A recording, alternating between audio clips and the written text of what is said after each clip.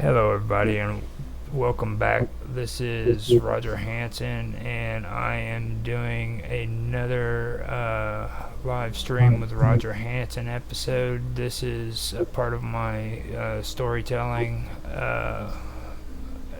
topic, and today I have somebody who's willing to sit and tell a story. This is a special guest. This is a old friend of mine that we pretty much go way back on the internet. I'd say what, about 10 years at least, John? Yeah, gotta be, surely. Yeah, about at least 10 years. Well, this is John. He goes by Old John on the gaming with his gaming name, but I know him as John. And uh, I had him come here because I find his story pretty interesting, and I think that it's something that's worth sharing with everybody. So with that, I'm going to hand it over to you, John, and Okay. start where you want to, and when you're done, let me know. Okay. Right. You folks better be in for a long story then. Right. So my name is John. Most people know me as Old John. It's my gaming profile, YouTube profile. And yeah, sort of my life pretty much started becoming interesting then, back in say 1984. Um, I was I got involved with this religion. It wasn't a cult. I just got involved in it, and it really changed me, because I was the sort of person before I joined it petrified of dying. I used to lie in bed at night and I'd just be freaking out thinking about dying, and it used to really like freak me out, horrible. Something happened within this religion that sort of, I suppose you could say, I found myself. I found peace. I found a lot of peace and what have you. But the religion wasn't for me. But I went really deep into myself, and I started seeing the prophecies of the future, and which a lot of them have come true. I could spend a whole hour going into them, but I'm not going to do that now. Basically, it changed me a lot, but for the better, in a better way, a much better way. And so for a few years after it, I was a bit unsettled, but didn't know what I wanted to do. And then one day, I went over to a mate's house, and his brother and his brother's best mate were playing guitars, and they were pretty bad at it. And I could play guitar, so I said to them I'd offer to try and teach them. So I was teaching them a few things, and we had the idea we'd form a band because they started to improve with my help. And so I was on guitar and singing because no one else was singing, and I never sang in my life before, but suddenly I had the ability to sing. So I taught them how to play, and then it evolved so that I ended up on bass, and they were both playing guitar, and then I swapped over to guitar when the other one onto bass. And I started writing these songs. It was like, I didn't know where they came from, but it was just really like, oh, I just never had the ability. I never wrote a song in my life before. Suddenly I had the ability and I could write songs. I wrote a band was called Wildfire, and I wrote a song about a bushfire. It was around that. Wrote songs like Jack the Ripper. And, it was a rock band, by the way. All sorts of stuff. It was a lot of fun. We were permanently almost drunk for the whole year the band was together. We performed once at Torch Theatre in Milford Haven, which is a competition there, and we had someone give us a lift up there because none of us could drive back then. And we didn't have to use our PA system because they used the house PA, so we didn't have to cart that up, just the guitar amps and stuff. And anyway, I knew it was going to be, we were in for a hell of a time, because the driver stopped in the garage just about half a mile from my house, went in and bought booze before we even started. So basically we were knocking back teacher's whiskey on the way to the competition, including the driver. I'm ashamed to say I would never drink and drive, but this is when I was really young now, this was. Anyway, we got there and we got through the competition. We didn't get through the next round, but we enjoyed it, and there was a lot of people shouting for us. You know, disappointed we didn't get through, but that's the way it went, you know. So on the way back, we went to West, the pub there, and we were drinking there again. And then on the way back again, the driver scraped his car alongside a parked bus just a few yards from my house. It was just, oh, how we go home, I don't know. I'm really ashamed about it now because I never drink drive myself. But back then, you say you're wild, you know, you just don't think about things like you do when you're a grown up. So anyway, I wrote in total 2.5 hour set. Songs I'm going to actually record at some point, including one song called The Biker, which we played one gig in the Masons Arms and After West. I played the song and we were asked to play it again. So I thought, yeah, okay, cool, yeah, no problem. So as we were playing it, through the side door of the pub, a bloke came in on his motorbike and rode right in front of us. It was really crazy, didn't last than you expected, but it was a good night and we enjoyed it. But anyway, after a few months, we all changed and, you know, the band broke up, and that was the end of that. I delved into music later date, I think it was 2008, did some CDs and stuff, but I've not done much music since then. So there we go. And then after that ended in 1990, so did a few years of just playing guitar, getting better. I went back to guitar playing properly, and it's a few years playing guitar. A video of that coming soon. And me playing guitar in 1992. I've just found a video of me playing, so it's going to be on social media soon. Anyway, so throughout the 90s, I started working in a local bakery because I was in a relationship and engaged to a girl and fell apart, so I was pretty much in a reckless state for a while. So I was dating two girls at the same time in a shop that I was working in, and they found out about each other. Again, I was young, I wouldn't ever do this now. And so basically I ended up going to the bakery to escape because my life was a living hell. And I was assistant baker for 2 years, and then I became the youngest head baker ever to work in the bakery. I was there for a few years. Then I changed jobs, got married, had my kids and stuff. So into the year 2000s, my life was quite quiet. And then sort of marriage broke up, moved out, different stuff. Played Call of Duty loads on PS3, that's what I got by back then. Met a girl I'm still with now in this. We got a son together. And rolling forward to, what year would it have been? 2016. Yeah. We were, my partner's got a job which she's more better paid job than I could as a baker. I was baking in different places, and her pay was better than what I could earn. So we looked into childcare costs and they were ridiculous, so I just decided to be a stay-at-home dad. So 2016 I gave up work full-time.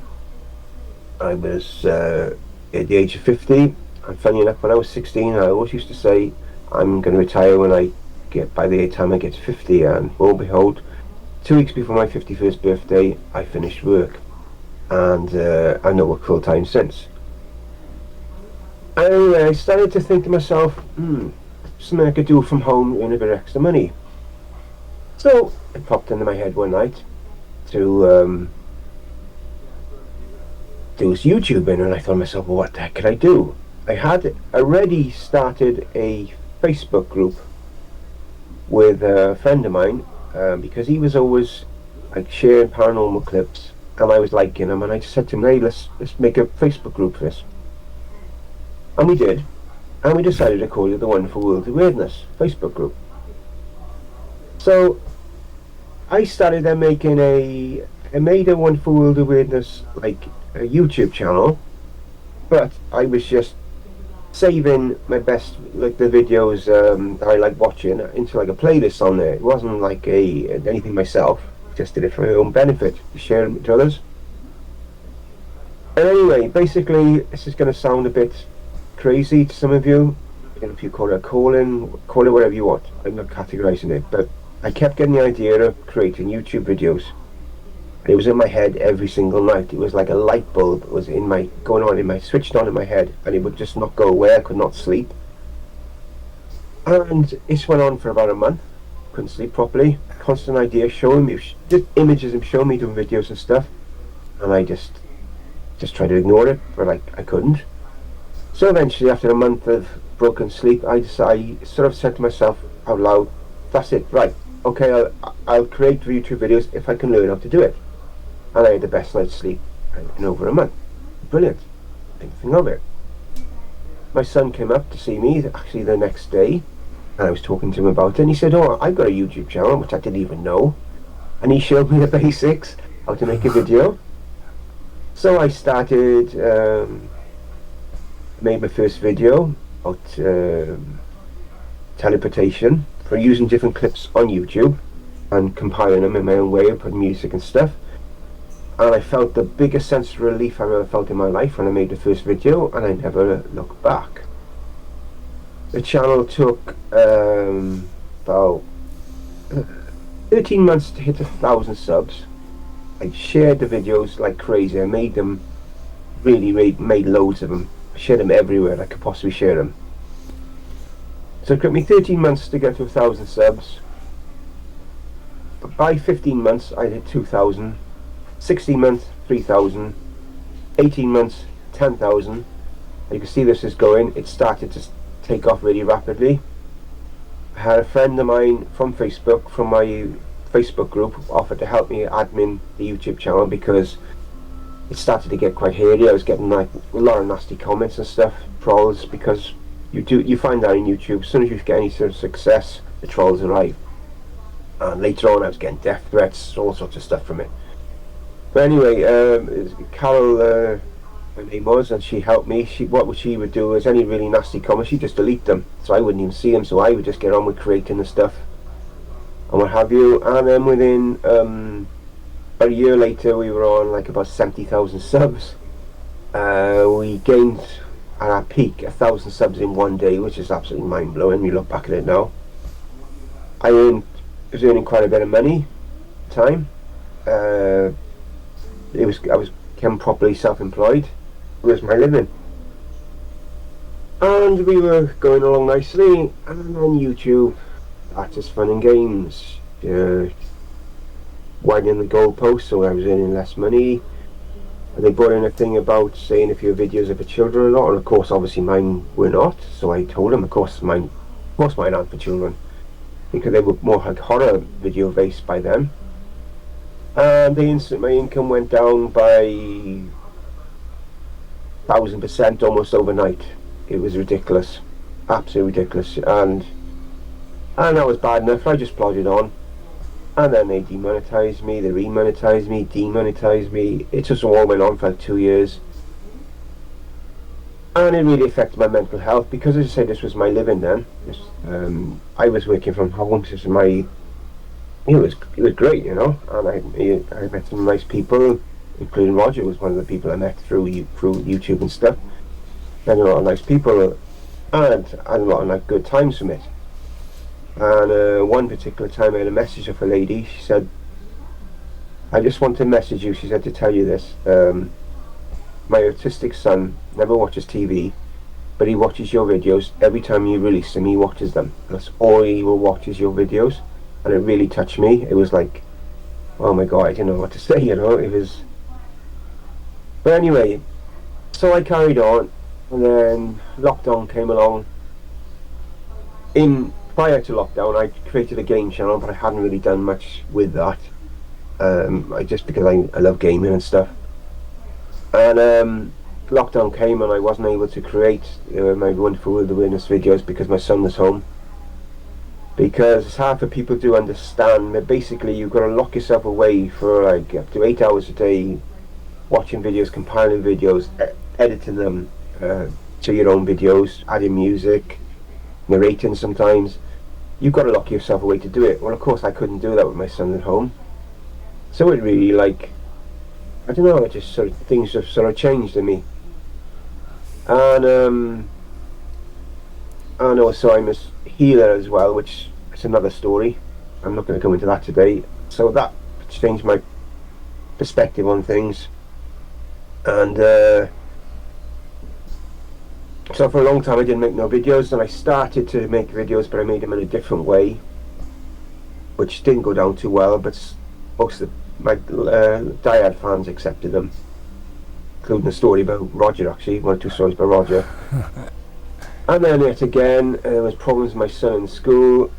He got bullied and he refused to go to school, so I had him off school for several months, and that was it. Then again, that was the end of Wonderful in the Weirdness. I just couldn't go back to it, and I haven't gone back to it since. I'm not sure if I ever will. Time will tell. But anyway, I'm full flow in my gaming channel now. I've got over 1,000 subs on YouTube of that, called Old John's Gaming World. I've got 2 other channels as well. And that's pretty much it, without me totally diversifying and going into other things. That's my sort of story. And that's pretty much it. I think we'll go back to you now, Roger. All right. I appreciate you giving your story out. I know that from whenever I was moderating on your Facebook page and stuff, you actually were doing pretty good. I mean, to being honest, I mean, and one thing I do want to ask you, I already know the answer, but I just want to ask you because it's on audio. Actually, how many subscribers did you finally eventually get on Wonderful World of Weirdness? It's at its peak 144,000. 144,000. And I think it was 47 million views. Pretty good. Yeah, it was good. Yeah, it's just it's hard to put into words for people. Maybe you would understand, who don't create that sort of that stuff. You have to immerse yourself in that world to make them. And I'm not like even a horror channel fan, but I was making horror videos or frightening videos, and I just, as I said, because I'm a healer as well. Healing. When I say, I discovered I could heal in my 20s. I'm not going to say what I did because I don't think many people out there would even believe it anyway. It's a bit out there. But I did heal basically my dog. Some of my dog, and in my 20s it freaked me out so much I never did it again until it was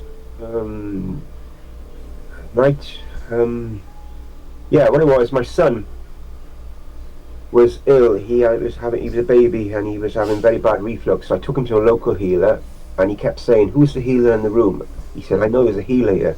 It was only me and my partner there. And I said, "Well, I used to." And he said, "Yes, you can still do it." And I said, "Well, I don't do it anymore." He said, and I never thought nothing of it, and that was the end of that. My son was fine. He healed my son totally. It was amazing. And a few years later, my partner came home from work, temperature of 39, really run down, throat was closing up, and something clicked in me, and I put my arms around her, and 10 minutes later her throat was fine and the temperature was down almost back to normal. So that's how I started again. And my son, again, a week or so later, had high temperature. I tried to help him.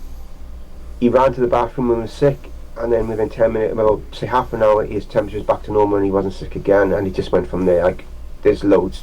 I can tell you, I've healed people all over the world then since then. It's just developed.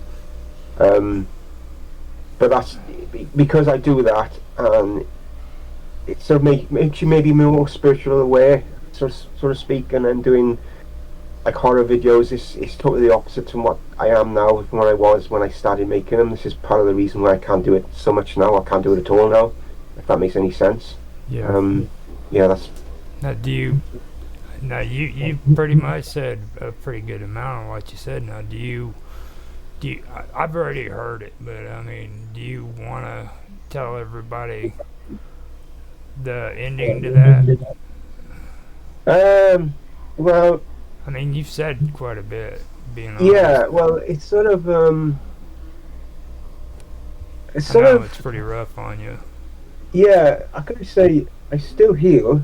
I do it more like in a subconscious way now, and that's the way I actually prefer, because I was doing it more like physically back then, and I was doing it, but Mm-hmm. it took a lot out of me because I wasn't grounding myself properly.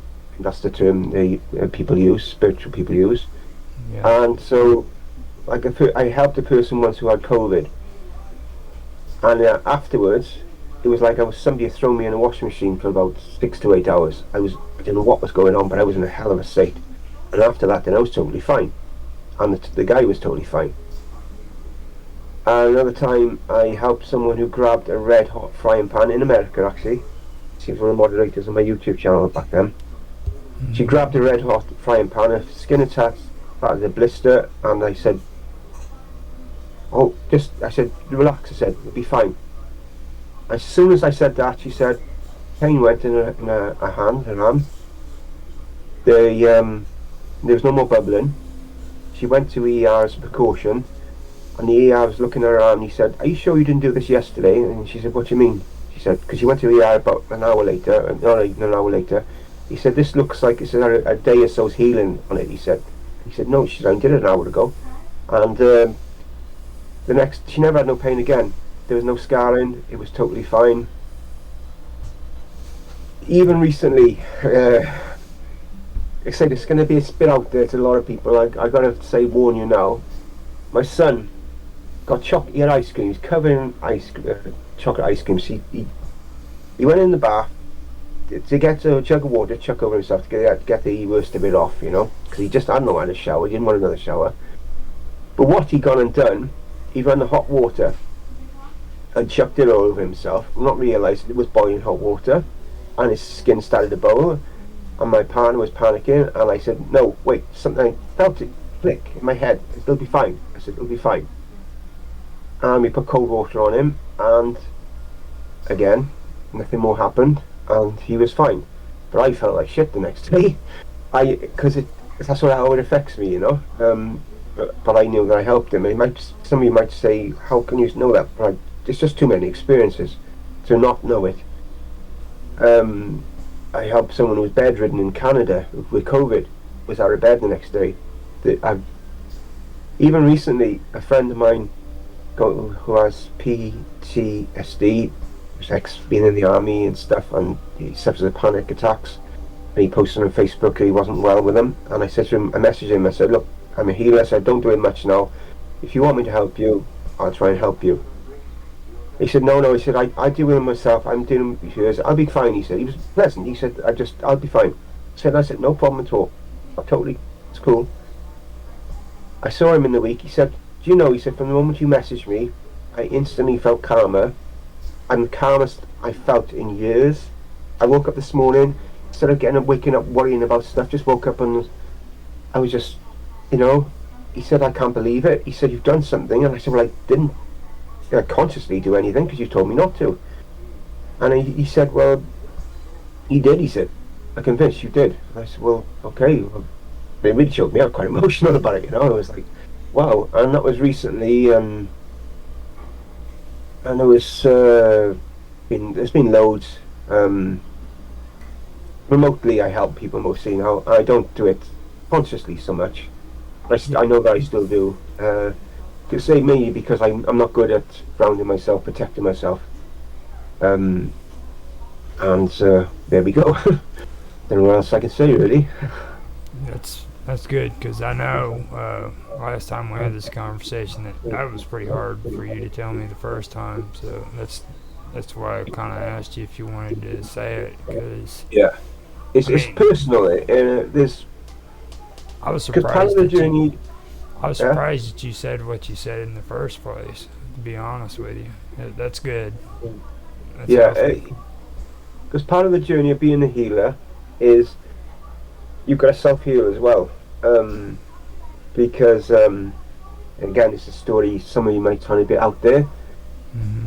I saw on Facebook. If you want me to stop, I'll just say, 'cause I don't know. It's probably late with you, is it? Huh? Is it late with you now? Is Oh it late no, with it's you? fine. It's 5 in the morning for me. Oh God, is it? It's only Yeah. 11, yeah.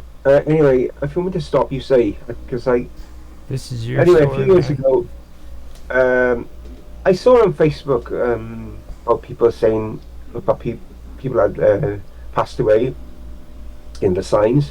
And my mother died in front of me when I was 17, and it was very traumatic for me. And it took me about 10 years before I could even speak about it. And anyway, so I saw this on Facebook about asking for a sign. So I was sitting on my kitchen table, and I said, okay. So I asked my mum out loud, I want a sign, and visualised it in my head about her hugging me. I had that in my head. And I felt someone embracing me in my kitchen, and I knew it was my mother, and it was like, whoa. It freaked me out emotionally for days because I realized all the grief, all the maybe anger, what have you have over the years. You don't need it because they're still there. And she showed me she was still there, and she's done it loads of times since actually. There we are, the story, and as I say, part of the journey of being a healer is self-healing, because that healed emotionally a lot of things for me. It took me a few days to really properly get over it, but in a positive way, because it did freak me out. You don't expect it to happen. You don't expect it's actually going to happen, and yeah. So that's part of, I say, healing. That's part of the journey. You got to let go of negativity. You got to try and forgive people who you can't hold on to the emotions of things that's happened in the past. As a healer, and to be honest, as a person, you shouldn't do it anyway. That's 90% of the healing I've done. I can trace it back to emotions from people of their long lost emotions, feelings they've clung onto them, and it eats you up inside, and it can make you ill if you don't let them go. And most people don't let them go, but that's what I've been shown as a healer, is that you have to let them go. That's what you've got to do, and I including myself. Me too, and what have you. Yeah. Uh, and recently as well, I suppose my spiritual development, I started have people, mostly friends, communicate to me from the other side. It's a bit now. I sometimes get messages from the other side for people, which it's really amazing when it happens. Especially the messages, because the emotions you feel is just like, wow, it's really nice, really good. That's all developed through healing, and cause I had one with my partner not so long ago, because she's such a hard worker, she takes too much on and stuff, and a message came through clear as day: tell her, know your worth. And I told her, and and I think she's listened, I think really she has. It came through, and I knew I had to tell her. Clear as day, boom, it was there. Yeah. And another story I had, I won't go on too much longer. When I was going through my divorce, it was a stressful time. Not so much a divorce, a stressful time, because my ex-wife was stopping me seeing my children, and up until that time I'd seen them every day of their life, because I was a stay-home dad back then as well, when I was younger. Got to say about that. And anyway, going through a stressful time, and my late father-in-law, my first marriage, hell of character, big drinker, but he was such a funny man, wicked sense of humour, and I really got on well with him, and I was really gutted when he passed away. And anyway, one day I was having what I've now been told is a visitation, but I didn't know what it was back then. I was basically dreaming, or I could see on an old square where I used to live in Fishguard in West Wales, I could see thousands of souls in their own little bubbles, their own little world, completely oblivious to me. I was standing and I could see them going past, and they didn't know I was there, and I didn't know who they were, just knew they were souls. Anyway, across the road I could see my ex-father-in-law and his brother walking up the road, and he was really healthy. He was about a good 20 years younger than when he passed away. I shouted to him, and he didn't answer. So I went to sleep and didn't think nothing of it. The next day I had the dream, exactly the same dream again. And I went over to him, I called him, and he looked around and stopped. So I walked over to him, and he hugged me, which he'd never do in real life. We're not huggers, but he did. And he said, "Don't worry," he said, "everything works out in the end." And then I woke up and I just felt them words just calmed me, and I used these words to calm other people over the years because it's the truth. You you worry about like people, including myself.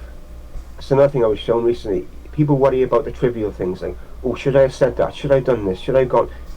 What the hell does it really matter on the big picture? When you're 90 years of age, looking back, and oh, I was worried about what I said to that person.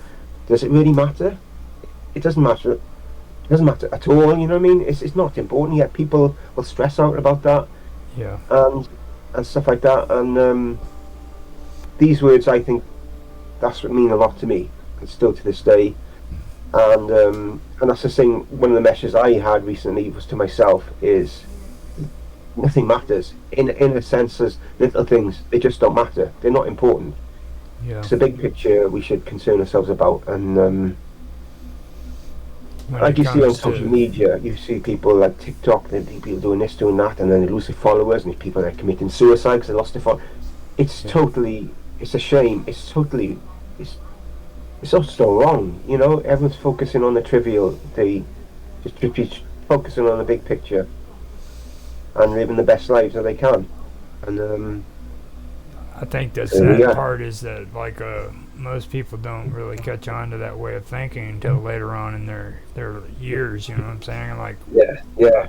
I deal with some guys. We think that we don't give a shit, do we? You know, I mean, when I was young, man, it was running and gunning. And that was what it was about. You know.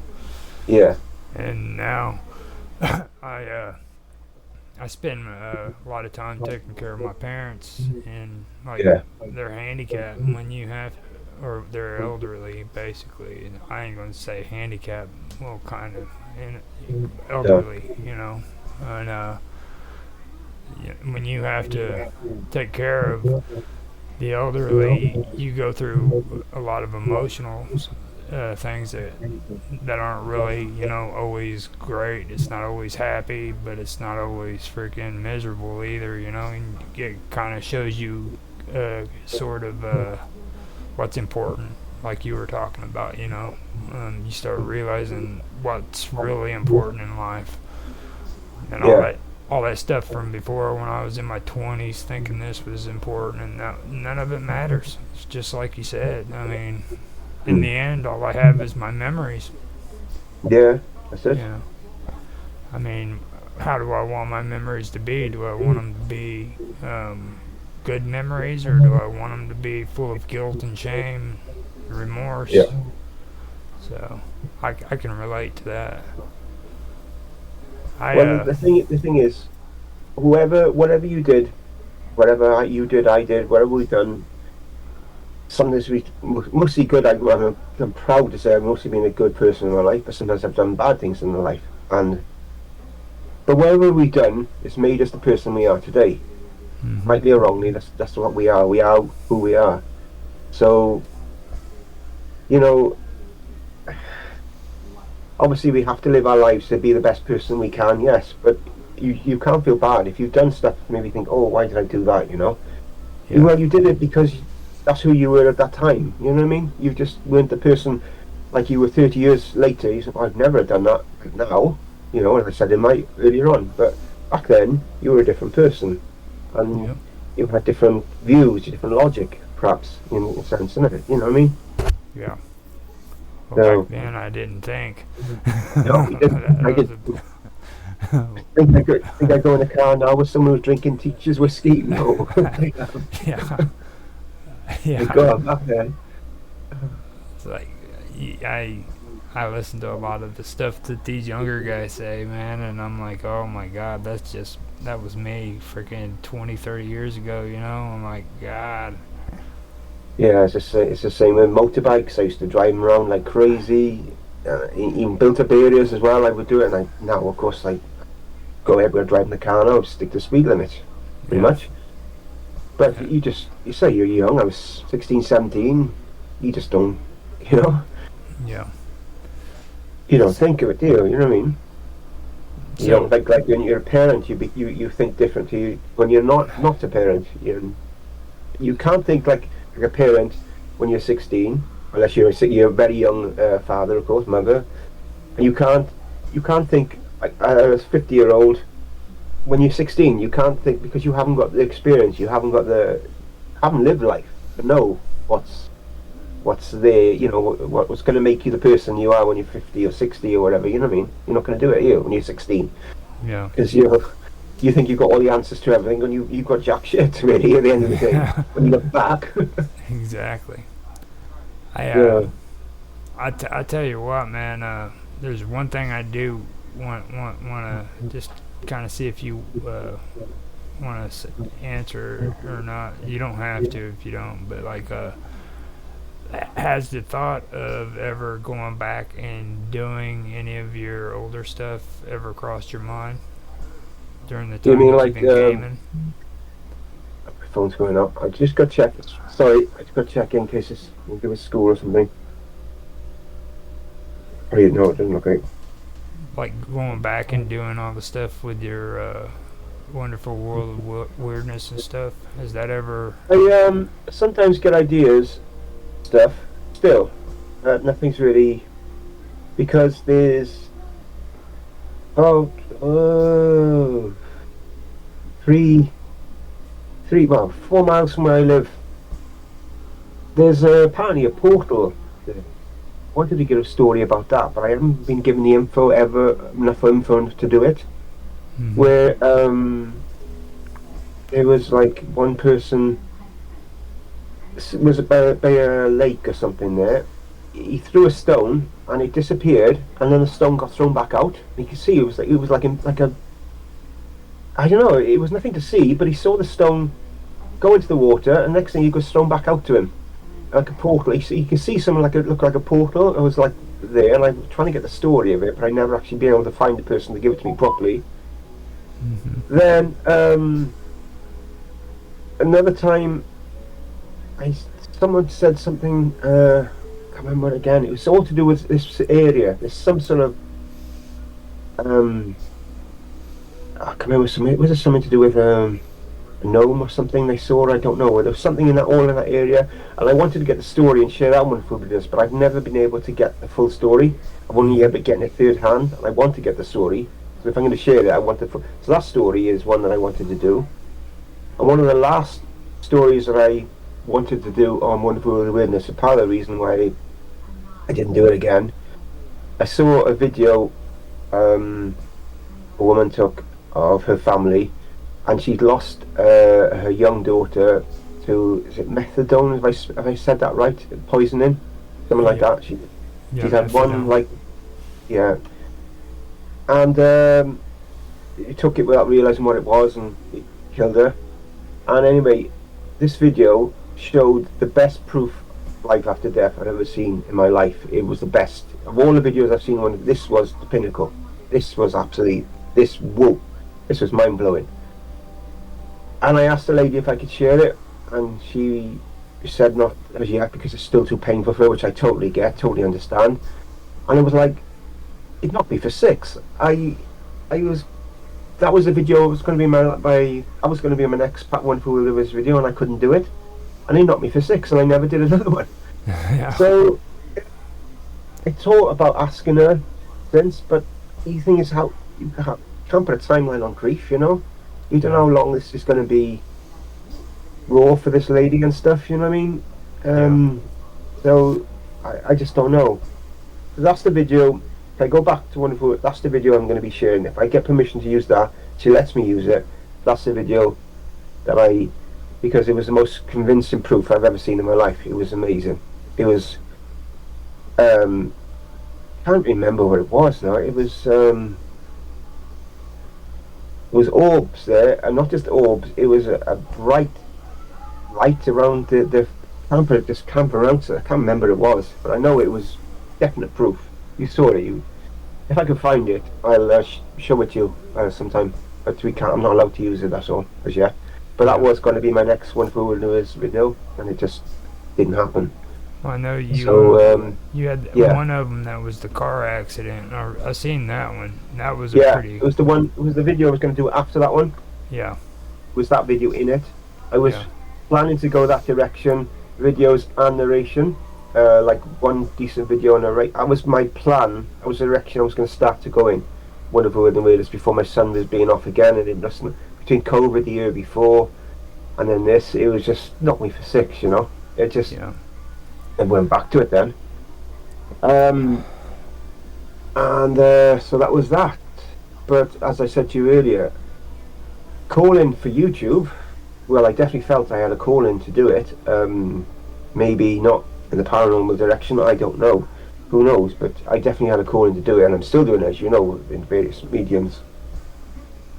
But as for the future, just never know. I just don't know. I still got the channel. I haven't closed it down or anything.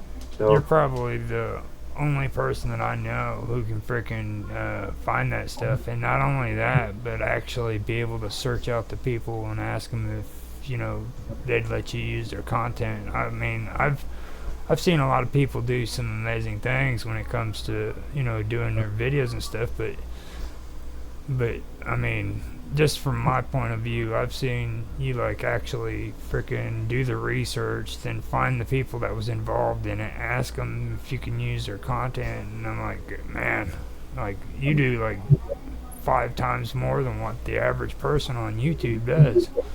I mean, you realize that, right? Well, it's easy for me because a lot of the clips I've had was through Facebook and by the people actually who posted the videos. And so I was, and then some then, because my channel was quite large, as you know, I was getting emails with stuff as well, so that would make that easier. Yeah. I think it's polite, because I know I could have shared it and not said a word, and the chances are she probably would never have seen the video. I could have been dishonest and done that, but I'm not that sort of person, I'm just saying, I mean, the fact that you even, I mean, that was pretty cool that you even got the information, you know what I mean? It's like, most people, like, I ask people all the time, if you've got a story or something, freaking send it to me, whatever, send it in an email, send it through the postal service, anything, but I mean, nobody. It's pretty amazing though. Like, well, like you said, you have like a crap load of people on your channel, too. So, and you're getting emails and stuff too. So that does make sense. But I mean, still, you actually do the research, and you also Well, I mean, the stuff in my compilation videos. Being honest, I'm not saying I got the sources of all of them, because I didn't know the sources of most of them videos. I just used a lot of the videos I found, and if I could, I'd ask permission. If I knew where the poster was, I would ask permission, of course. But so that's what made my channel, was my horror videos, as they call them. I'd make ghost videos and stuff like that. I would include some stuff which I thought was real, and some stuff which I would just do for effect because of the music and stuff we added to it as well. Yeah. But not everyone got that. They thought that I'm saying that's false. I said, well, yes, it is false. It's in there for the effect of the video, Because some of them never got that. If they looked at my YouTube license, it was entertainment. It was never like factual or whatever the other options are. It was entertainment. My channel was. That was mostly what it was for. Yes, to try and find the truth. Yes, especially my later videos. They were all, as far as I knew, were 100%. My last few, the narrated ones. But the earlier ones were like entertainment and through and through, and that's what it was. But people never got that. I was sick of having to keep saying to them. They said, I call in dibs, that's false. I said, well, yes, maybe it is. I didn't say it wasn't. They never got that, you know what I mean? Like, put disclaimers on my videos. Even the videos I put disclaimers on it, still people say, that's false. And I just thought, did you just know what I just said on the beginning of the video? I just really put it there. Literally within an hour I put the video up, that's not real. Oh, my God. You know what I mean? Yeah. But, I've actually made a few comments on that too, because it's like, especially with photos, you know what I mean? Like everybody says, well, they've always got their opinions on photos, and like videos and stuff like that. And I was like, man, after everything went digital, it's almost impossible to make sure everything's authentic. Back in the day, they could check that stuff because most paranormal researchers wouldn't take photos unless they came off of a camera. You know what I Yeah, mean? Like an actual camera. And if it was off of a phone, it was discredited because they didn't have the numbers that came with the film. yeah, Uh, but today, everybody does that stuff on their phones, and none of that digital stuff has that number or that code. yeah, yeah. You know, I so know what you mean. there's no way of verifying the photo and seeing what the original uh, what is that the not the photo but the the prints. Yeah, You know what I mean? You can actually compare it, but you know, back in the day you could do that. Now you can't do it. So no, that's that's true.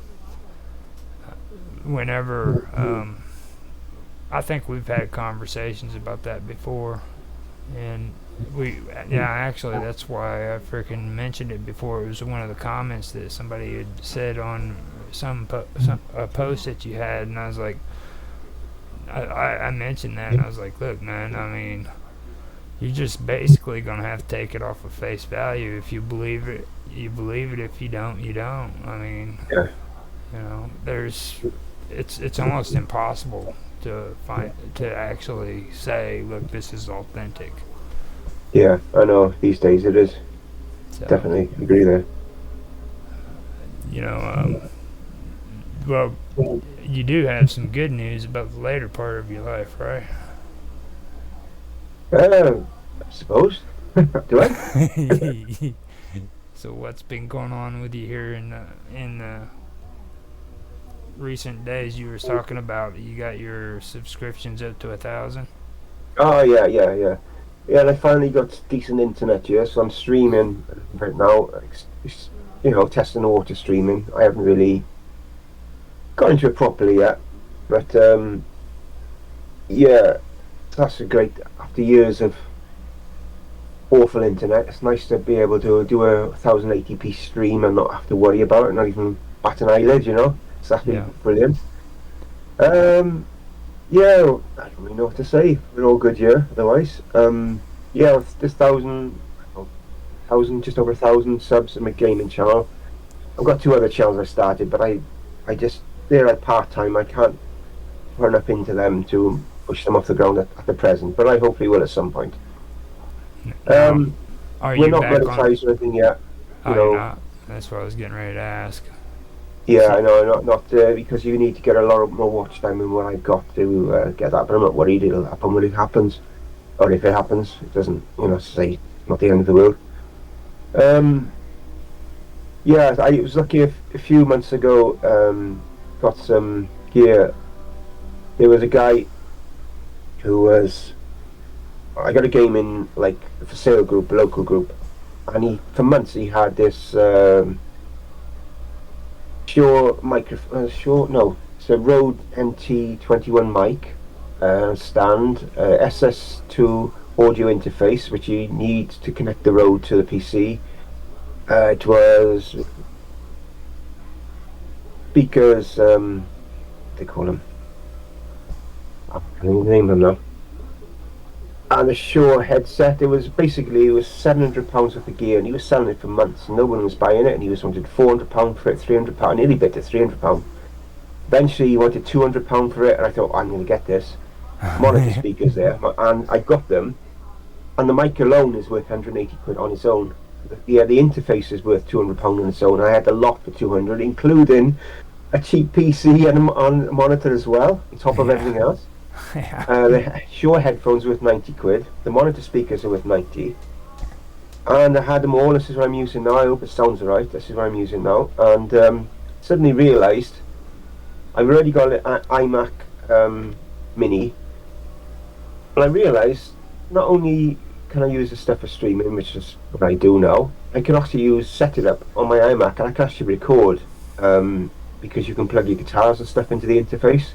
Mm-hmm. And I thought to myself, hang on a minute, I've gone from having no gear to recording to having, because I've got all the guitars still, to having everything I need for recording now.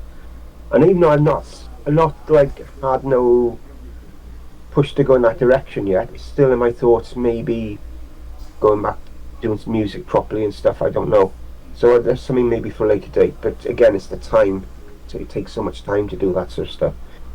It's strange that you mention that too, because my son contacted me on Discord here recently. We haven't been really talking all that much lately, but he'll sometimes reach out and say something to me.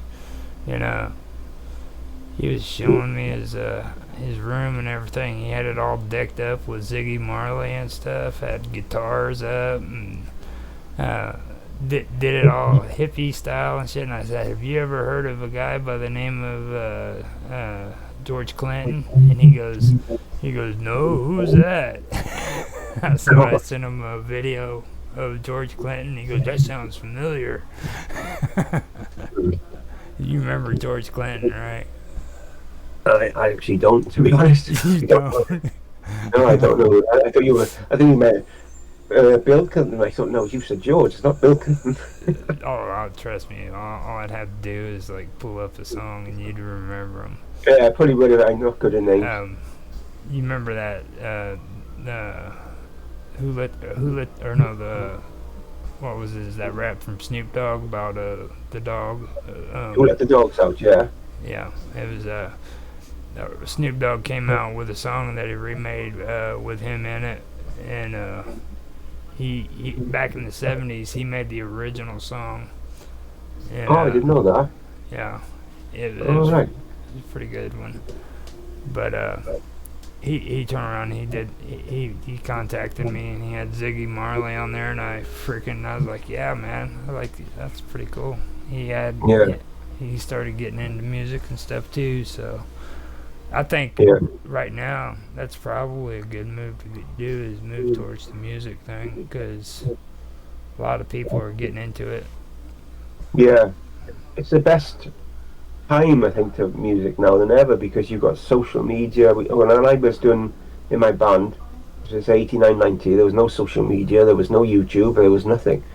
You just had to go the old-fashioned way, make a CD, which we were about to do, but we never did it, and send it to people, the record companies. That's all you could do back then. Whereas now, I can make a song, post it on YouTube the same day, and who knows? Nobody will watch it. On the other hand, you could get millions watching. It's so simple now, isn't it? Compared to when we were younger, like you had none of them options back then. Yeah. You've got now so many options now. You got Spotify. We had nothing like that back then. You do realize, like, back when you were in that band and everything, that was like during the same time period that Iron Maiden was going strong and stuff like that, right? Yeah, it was. Yeah. I mean, heck, you're like playing the local bands back when they were friggin' just getting popular and stuff. I think, they were at their peak, I think, when I was playing in bands, yeah. It was hard days. None of us could drive. I remember trying to get our amps back to the bus station the next day to carry them on the bus back, because we get no transport and gigs. It was awful, but there we go. Fun days, though. Yeah. It would have been interesting being in that part of the in that area period, like during that time, because there was a lot of good rock bands in England at that moment. Yeah, it was good. It was we had a lot of good times. Yeah. I wasn't the best singer. No, I'm not. I'm not the best singer, but I could write the words. Yeah, I could write prolifically. I still got all the songs now. Still got them in the original print that I wrote them on in 1990, 89, I'll say me and my friend were recording in 2008, and I actually did a CD with him, new stuff, and we were going to record another album, which I started wrote 6 songs for the new album, and then we split up apart. He didn't want to record with me anymore, just said he didn't want to do it anymore, because he was drinking whiskey quite heavily back then. I think it affected his outlook on stuff. Yeah. So that was the end of that. That's me. I never wrote another song since. since then.